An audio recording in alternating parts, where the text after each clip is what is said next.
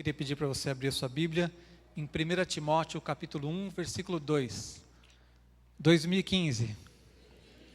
A graça, a misericórdia e a paz do Senhor sobre a sua vida. Amém? É o texto que nós vamos ler agora. Paulo desejando a Timóteo que a graça, a misericórdia, a paz do Senhor estejam sobre a sua vida. 1 Timóteo 1, 2. O texto diz: a Timóteo, verdadeiro filho na fé, graça, misericórdia e paz da parte de Deus Pai e de Jesus Cristo, de Cristo Jesus nosso Senhor. Esse texto, Paulo sempre começa ou termina as suas cartas dizendo assim, graça e paz. Já viu isso na Bíblia? Todas as cartas de Paulo ele começa, às vezes começa e termina com graça e paz. Inclusive muitos irmãos se cumprimentam assim, se saúdam assim.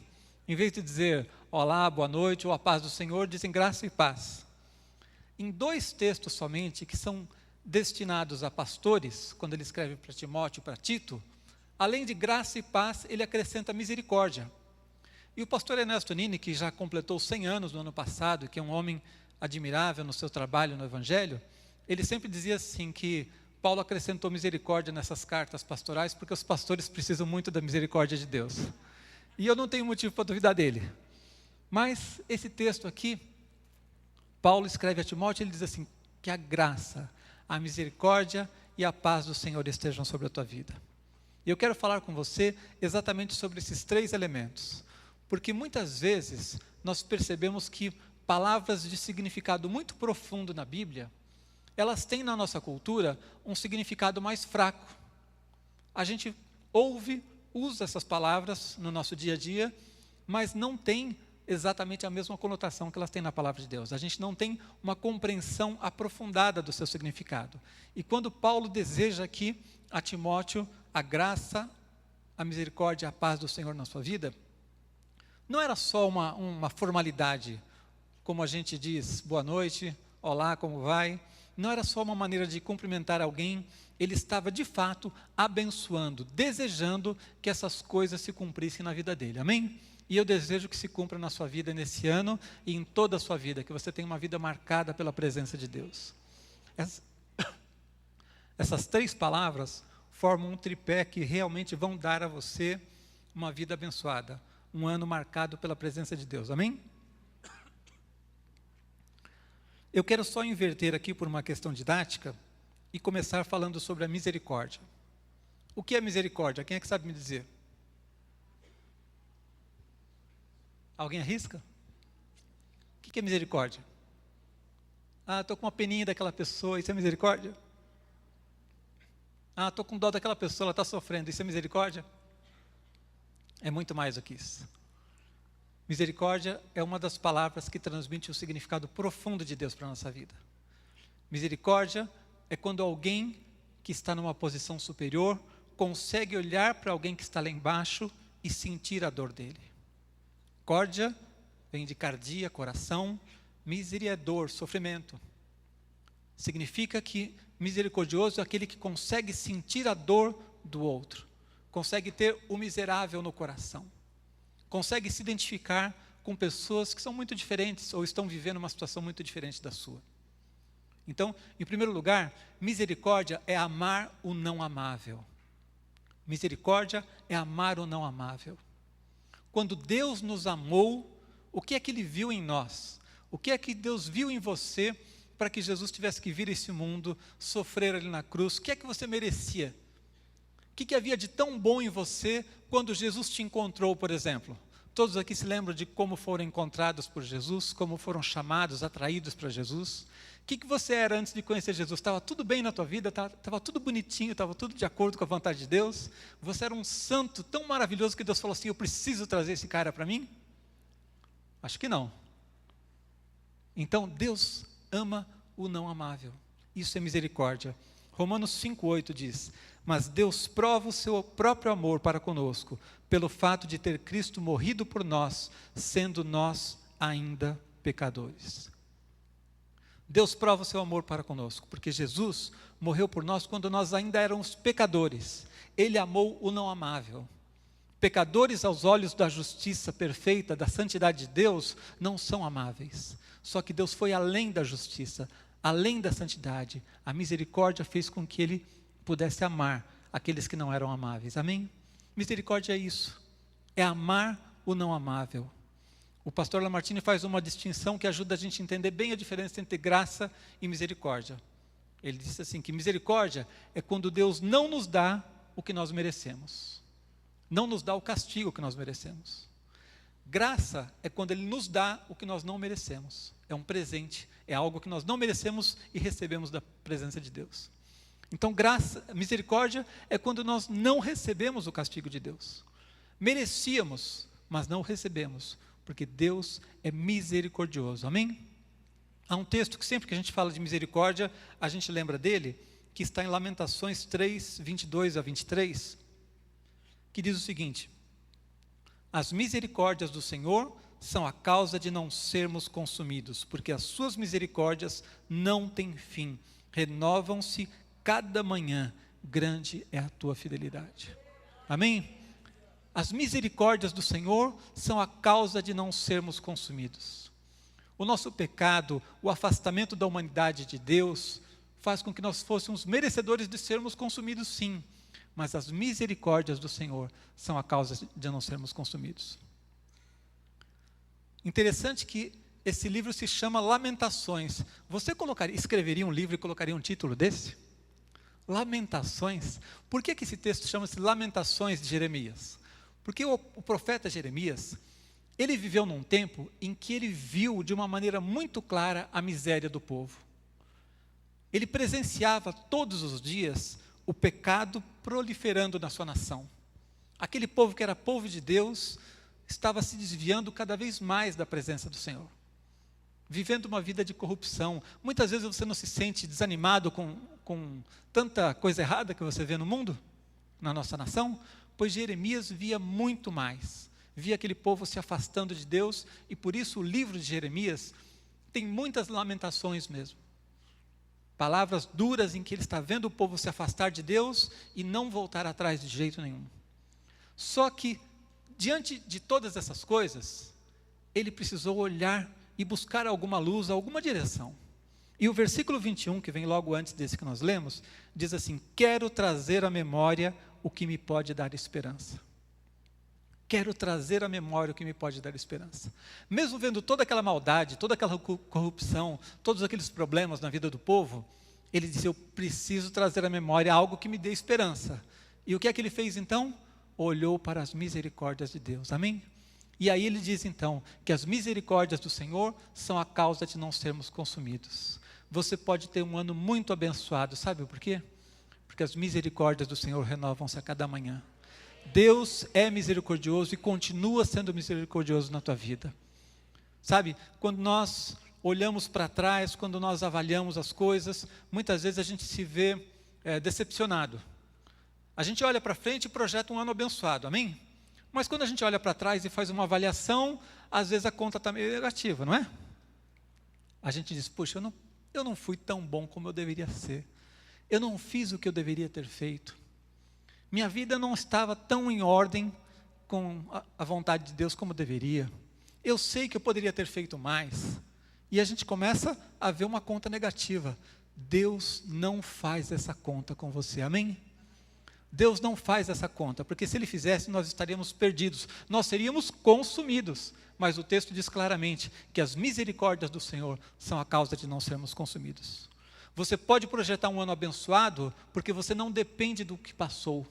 Você não depende do teu passado, você não depende de méritos, de contas, de créditos com Deus. Você pode contar com a misericórdia de Deus que se renova a cada dia na tua vida. Fora do Evangelho, todas as religiões são um sistema de crédito e débito. São um sistema em que as pessoas precisam merecer as coisas. Mas Deus é misericordioso. O Evangelho nos mostra um amor de Deus que transborda e nos alcança e vai muito além daquilo que nós merecemos, independente dos nossos méritos.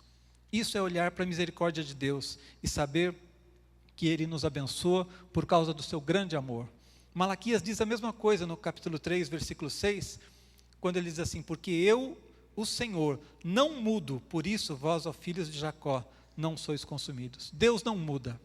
Nós mudamos, nós oscilamos, podemos ter um ano melhor, um ano pior, talvez você tenha sido melhor ou pior nesse ano que se passou, mas Deus não muda e a misericórdia de Deus permanece sobre a nossa vida. Amém?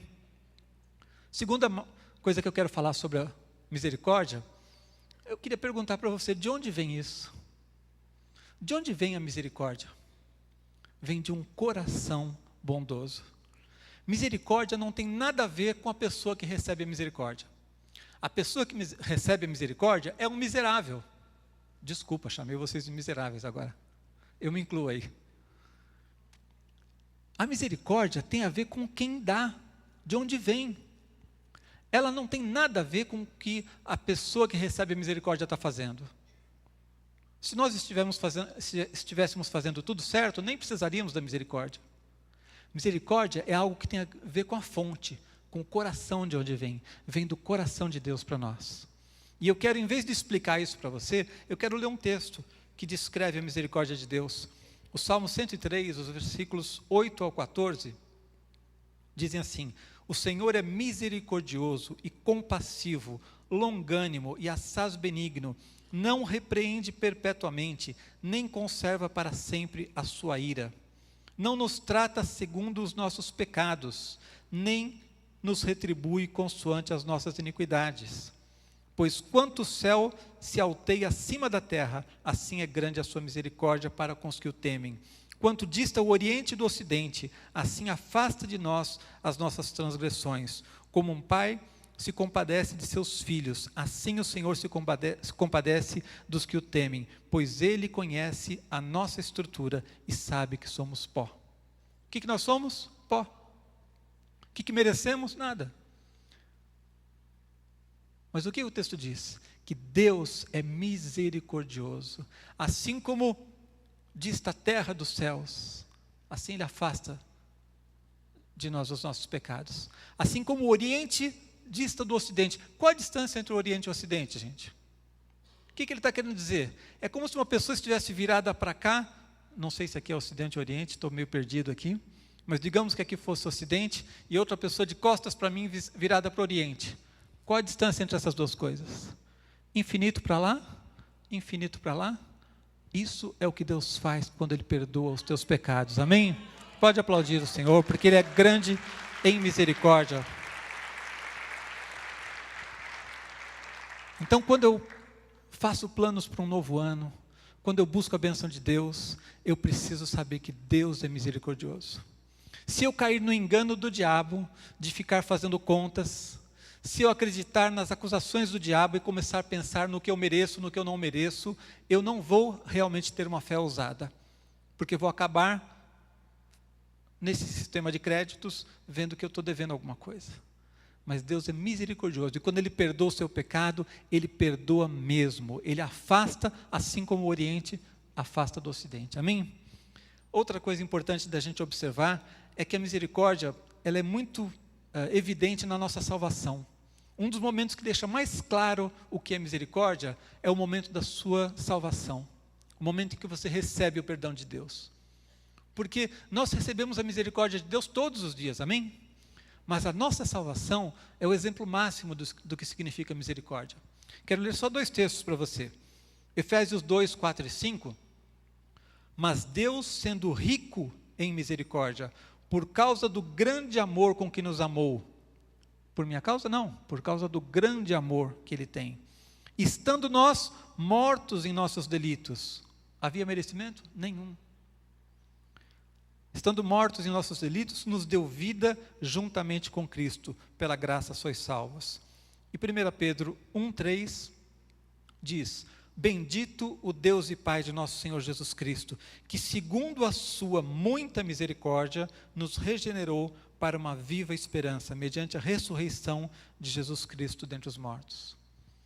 É sempre por causa da misericórdia de Deus, não tem nada a ver com o nosso merecimento. Não tem nada a ver com algo que nós tenhamos feito. Ele prova o seu amor para conosco, em que Cristo morreu por nós, quando ainda éramos pecadores. Amém? Outra característica da misericórdia, é que ela é sempre acompanhada de adjetivos que a engrandecem. Você nunca vai ver a palavra misericórdia sozinha. Ela aparece sozinha quando alguém está pedindo misericórdia. Senhor, tem misericórdia de mim. Mas quando a Bíblia descreve a misericórdia, quando ela fala da misericórdia de Deus, misericórdia já é uma palavra linda, que fala do amor, da bondade de Deus para conosco. Mas ela vem sempre acompanhada de mais algum adjetivo.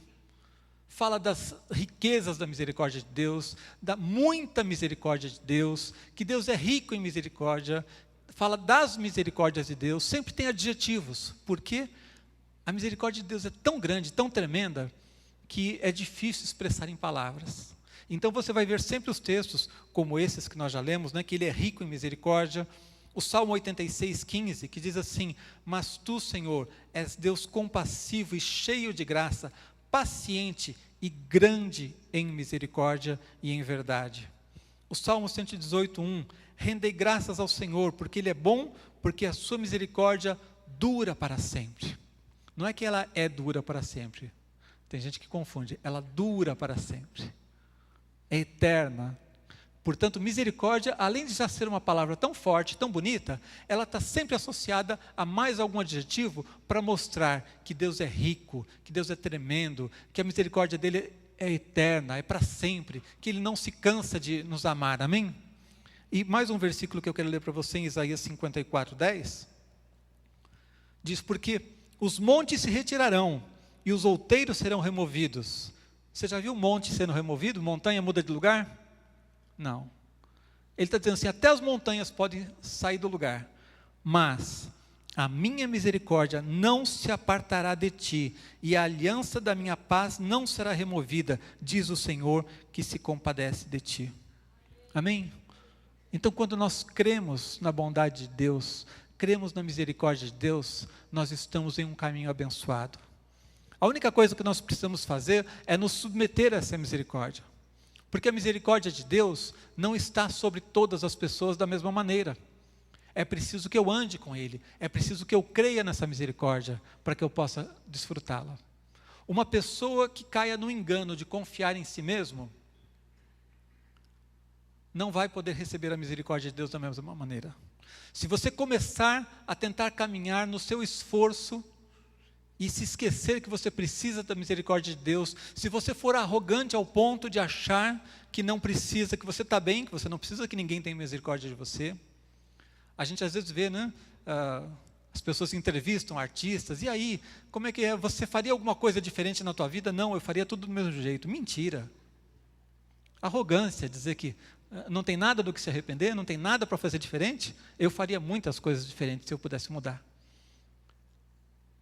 Então, quando você se coloca debaixo da presença de Deus, você é alvo da sua misericórdia. O Salmo 33:18 diz que os olhos do Senhor estão sobre os que o temem, sobre os que esperam na sua misericórdia. Espere na misericórdia de Deus. Confie que você vai ter um ano abençoado, porque Deus é misericordioso e continua te amando e disposto a te abençoar. Amém? Eu queria dizer para você também que a misericórdia, ela faz com que a nossa fé seja fortalecida. Nós somos muito mais ousados na fé quando entendemos a misericórdia de Deus. Se você tem um entendimento vago da misericórdia, se você acha que Deus está só com peninha de você, com dó de você, você não vai ser ousado. Mas quando você entende que misericórdia é amar o não amável, que não depende nada de você, que a misericórdia de Deus é eterna, é completa, ela permanece sobre a tua vida, você sabe que Deus tem bons pensamentos a teu respeito, aí você é ousado. Você pode ser muito mais ousado na tua fé do que se você estiver trabalhando em algum sistema de méritos. Se você deixar aquela acusação do diabo começar a colocar minhoca na sua cabeça de que você não vai ser tão abençoado em 2015 porque você não foi tão bom em 2014, você entrou no sistema do diabo, no sistema de méritos. Agora, quando você crê que a bênção de Deus na sua vida vem em primeiro lugar porque Deus é misericordioso com você, você afasta, remove esse obstáculo e você pode ter uma fé ousada.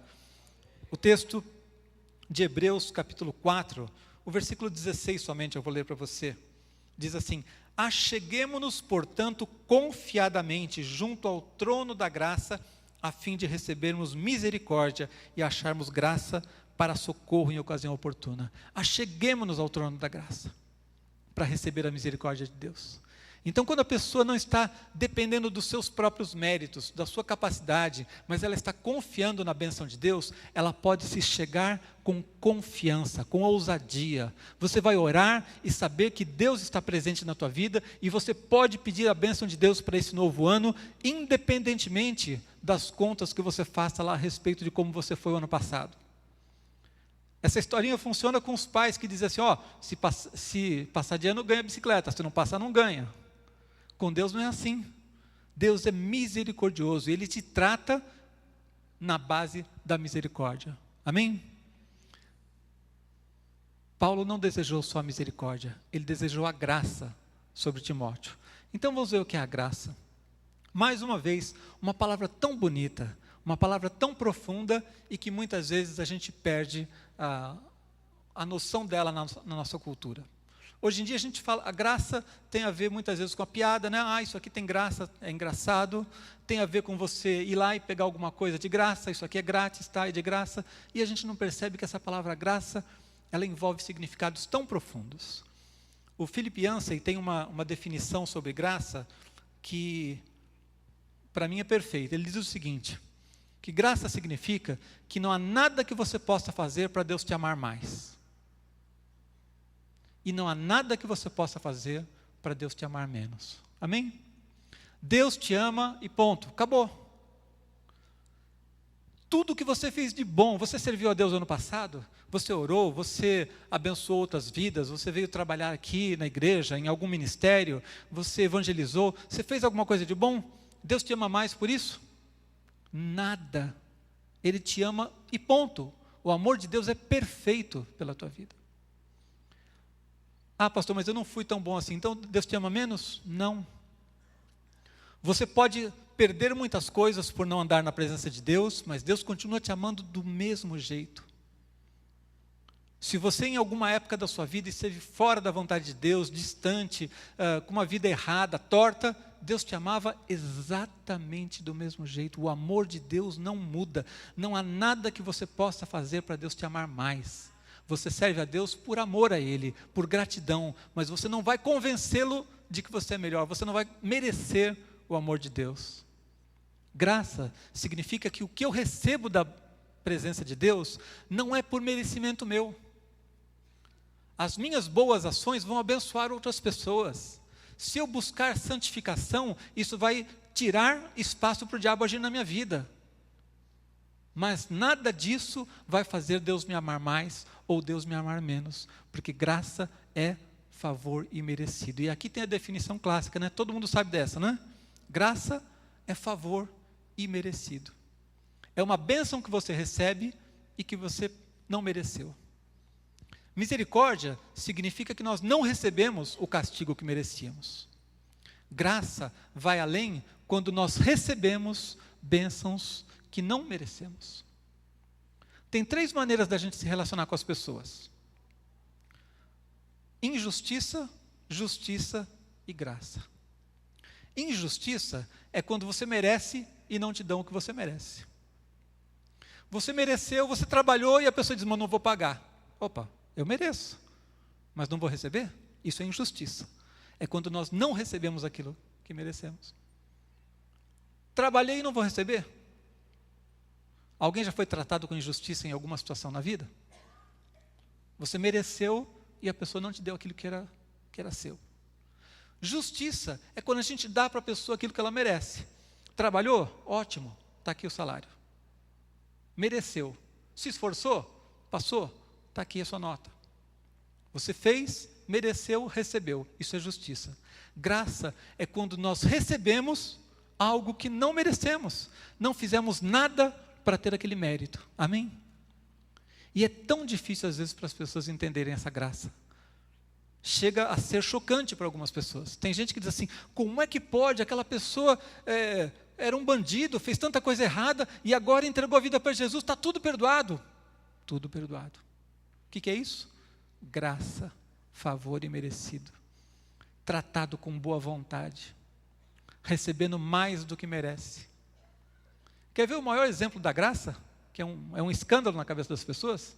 o ladrão na cruz. Teve uma vida torta, uma vida errada, a Bíblia não conta, mas ele estava ali sendo castigado merecidamente.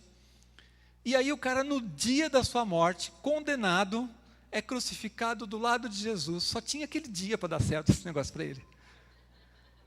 Em todos os dias que existiram na história, ele foi morrer do lado de Jesus, na hora que Jesus está sendo crucificado. E aí, tudo de bom que ele fez na vida foi o seguinte: Senhor, lembra-te de mim quando entrares no teu reino. Nem foi uma frase tão bonita, foi? Não foi poético, não foi uma declaração de amor a Deus, nada. Ele nem falou que amava Jesus, não falou que tinha. Ele só falou assim: lembra-te de mim quando entrares no teu reino. E o que ele recebeu em troca dessa frase tão banal? Salvação, vida eterna. Mereceu? Não, não é mérito, é graça. E todos nós fomos alcançados pela graça de Jesus, amém? Agora eu quero pensar um pouquinho mais profundamente sobre a graça. Favor imerecido, tudo bem, já deu para entender a definição. Mas por que alguém recebe um favor imerecido? O que você merece é óbvio, por que você tem que receber, você mereceu. Por que nós recebemos um favor imerecido? Por que alguém faz um favor para alguém que ela não merece? Porque nós somos tratados com boa vontade a despeito de qualquer merecimento. De onde vem isso, gente? A graça vem de um estado de plenitude.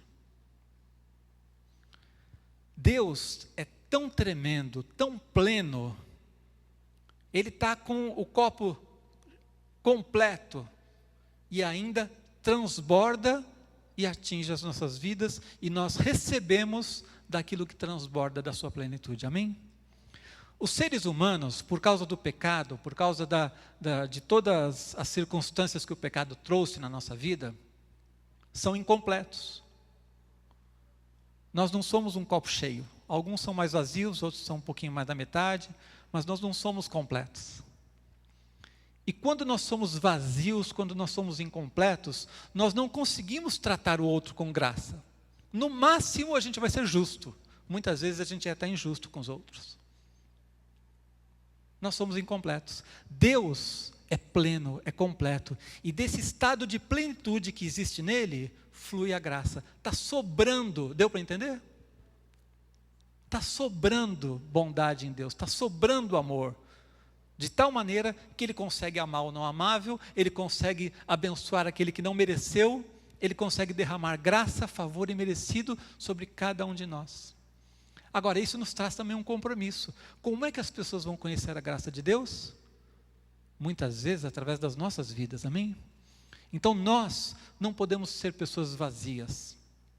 Quanto mais você estiver cheio do amor de Deus, quanto mais você estiver cheio da presença de Deus, quanto mais você for uma pessoa, um homem, uma mulher cheio do Espírito, mais você também vai ser suprido por Deus, e quando você é suprido, você também vai extravasar e vai derramar e abençoar outras vidas, amém? Se relacionar com alguém vazio é muito complicado. Há pessoas que são exatamente o oposto disso que eu descrevi sobre Deus. Pessoas que têm um vazio tão grande que elas se relacionam com os outros somente para sugar, somente para tirar algo, para tomar alguma vantagem, são sempre carentes de receber mais e nunca estão satisfeitas, porque elas procuram se satisfazer nos outros e as outras pessoas também não têm o suficiente para satisfazê-las. Elas só serão satisfeitas em Deus, mas enquanto elas buscam se satisfazer através de outras pessoas, elas vão ser pessoas que vão estar sempre sugando, tirando algo. As pessoas cruzam o seu caminho e muitas vezes são prejudicadas por aquele relacionamento, porque são pessoas vazias e que sugam apenas os outros. Como é que a gente chama uma pessoa assim quando a gente está com muita raiva? Desgraçado. Aquele desgraçado só me trouxe problema. Duvido que você nunca falou isso. O que é desgraçado? É a palavra certa para esse tipo de gente. O que significa isso? Desgraça. O que é desgraça? Sem a graça. É exatamente isso, gente. A pessoa vazia, a pessoa que não está cheia da graça de Deus, a pessoa que não é completa por um relacionamento com Deus, ela se relaciona com os outros para sugar, retirar, buscar algo. Ela prejudica os outros e continua vazia, deu para entender? Mas quando alguém é cheio do amor de Deus, quando alguém está cheio do Espírito de Deus, você se relaciona com os outros e vai ser exatamente o oposto. Você vai transbordar da graça de Deus. Você vai abençoar as vidas, amém? E as pessoas vão conhecer o amor de Jesus pela tua vida. Elas vão ver o amor de Deus no teu coração. Nós precisamos estar sempre... Um dos motivos para você buscar um ano diferente, um ano abençoado, para você andar cheio do Espírito, você buscar a Deus, é porque através de uma vida cheia do Espírito, você vai ser um agente da graça de Deus.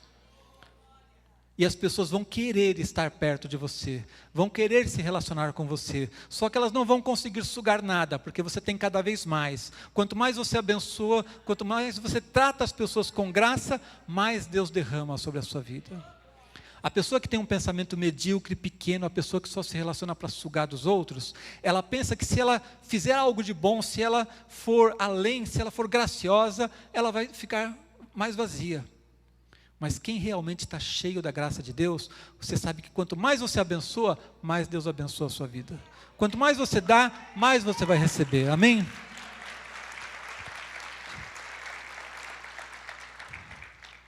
Graça significa, portanto, que a gente precisa buscar a Deus para estar num estado de plenitude. Um estado em que nós somos cheios do amor de Deus e assim podemos transbordar. E é assim que recebemos de Deus, porque Ele é pleno, porque Ele transborda, cai sobre as nossas vidas e nós recebemos aquele favor imerecido. Eu posso fazer um plano ousado para esse ano? Claro. Por quê? Porque eu mereço? Nada. Se vocês soubessem de tudo.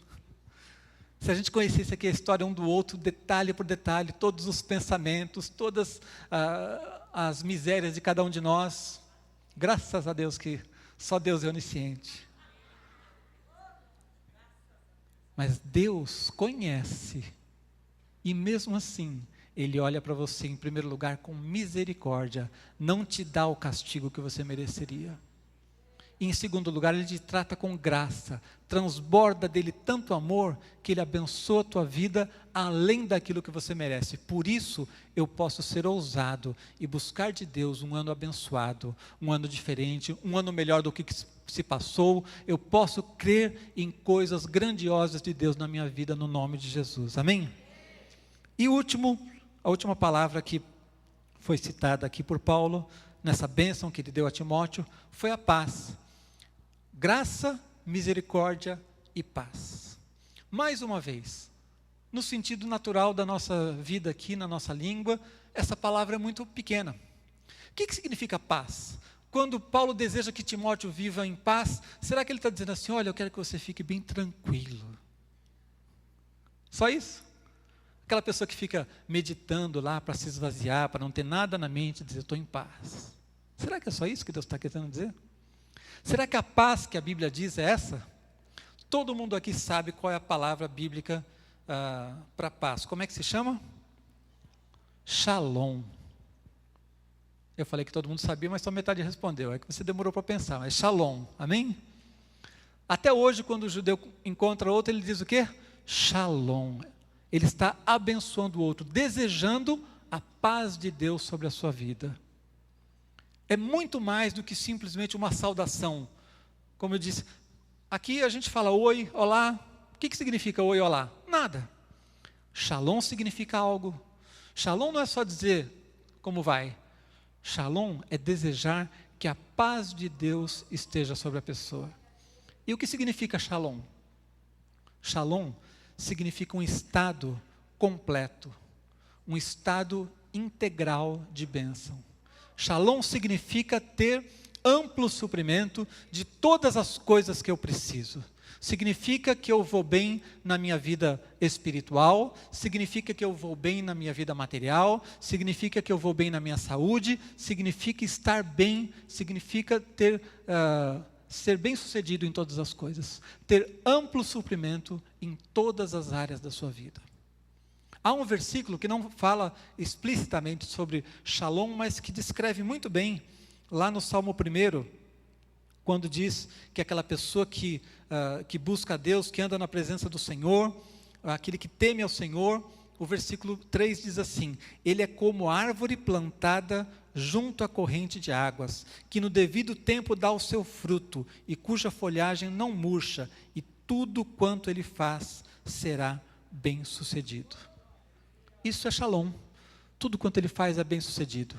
Ele está suprido em todas as áreas. Não quer dizer que a pessoa é rica, mas que em todas as áreas da sua vida, ele está marcado pela bênção de Deus. Muitas vezes, na nossa vida aqui, a gente percebe pessoas com um desequilíbrio. Ela quer ser muito bem-sucedida materialmente, e ela acha que se ela for rica vai estar tudo certo. Mas você pode ter muito dinheiro, mas se não tiver saúde, você não vai, isso não é Shalom. Ou você pode ter uma saúde perfeita, você é um esportista, você tem a sua vida material suprida, mas os seus relacionamentos estão uma droga, uma desgraça. Isso não é Shalom. Ou você até está bem, sua família está tudo bem, você tem saúde, mas espiritualmente você é uma desgraça, está cheio de tranqueira lá. Não é Shalom. Shalom é quando você é suprido espiritualmente, você é suprido materialmente, você é suprido emocionalmente, você é suprido na sua saúde. Esse é o significado bíblico da palavra Shalom. Quando alguém queria saber, por exemplo, como é que estava uma pessoa que você não via há muito tempo. Então, às vezes você encontra alguém e se diz assim: oh, como é que está o fulano? Faz tempo que eu não vejo. A gente diz: olha, está tudo bem com ele. Em hebraico a gente diria Shalom. Quer ver um exemplo? Quando, por exemplo, José pergunta a respeito do seu pai. José, lá em Gênesis 43, 28, ele pergunta aos seus irmãos sobre o seu pai Jacó, e eles lhe respondem: vai bem o teu servo, nosso pai ainda vive. Vai bem, sabe o que significa? Shalom. Está tudo bem, ele está suprido, ele está abençoado. Isso é Shalom. Então Shalom significa muito mais do que simplesmente estar em paz, meditando, tranquilo. Não é só isso. Significa ter o suprimento completo de Deus para a nossa vida. Foi isso que Paulo desejou para Timóteo, que ele pudesse ter toda a sua vida marcada pela bênção de Deus. Isaías 54, 13 diz assim: todos os teus filhos serão ensinados do Senhor, e será grande a paz de teus filhos. O que significa essa bênção? Será grande a paz dos teus filhos. Eles vão ser todos calminhos? Não. Eles vão ser todos muito abençoados. Vão ser pessoas prósperas em tudo aquilo que eles fizerem. Amém? Agora, existe algo ainda melhor do que essa paz que a gente aprende no Antigo Testamento. Essa paz, Shalom. Existe a paz de Jesus. E a paz de Jesus é ainda melhor do que isso. Shalom já é excelente, amém? Todo mundo quer ter um ano Shalom aí? Com todas as áreas supridas? Amém. Mas a paz de Jesus é ainda melhor. Porque veja o que diz em Filipenses 4, 7. E a paz de Deus, que excede todo entendimento, guardará o vosso coração e a vossa mente em Cristo Jesus. Essa paz excede todo entendimento. Ora, Shalom não é uma paz que excede todo entendimento. Shalom é óbvio. Se eu tiver tudo suprido, tá bom. Quem é que não quer isso? A paz que excede todo entendimento é aquela que até confunde as pessoas, porque eles dizem assim: como é que pode a pessoa estar em paz? Significa que o seu relacionamento com Jesus é tão forte, você está tão firme com Deus, está tão abençoado, tão convicto da presença de Jesus na tua vida, que nada pode te abalar. Mesmo que falte alguma área em algum momento, você esteja passando por uma dificuldade momentânea em alguma área, aquilo não tira a sua paz. Se faltou o emprego, você não perde a sua paz. Se faltar a saúde, você não perde a sua paz, porque essa paz excede todo o entendimento. E Jesus disse a mesma coisa quando ele diz assim, lá em João 14, 27, deixo-vos a paz, a minha paz vos dou. Ele compartilhou com você a paz que é dele, que ele tem, que faz parte do caráter, da essência dele. Ele disse assim: a minha paz vos dou. Ele pegou um pouco de si e deu para a gente. A minha paz vos dou, não vou lá dou como o mundo a dá. Não se turbe o vosso coração, nem se atemorize. Não tenha medo do futuro, amém? Não tenha medo da vida, não tenha medo de nada. Viva com a paz de Jesus na tua vida, amém?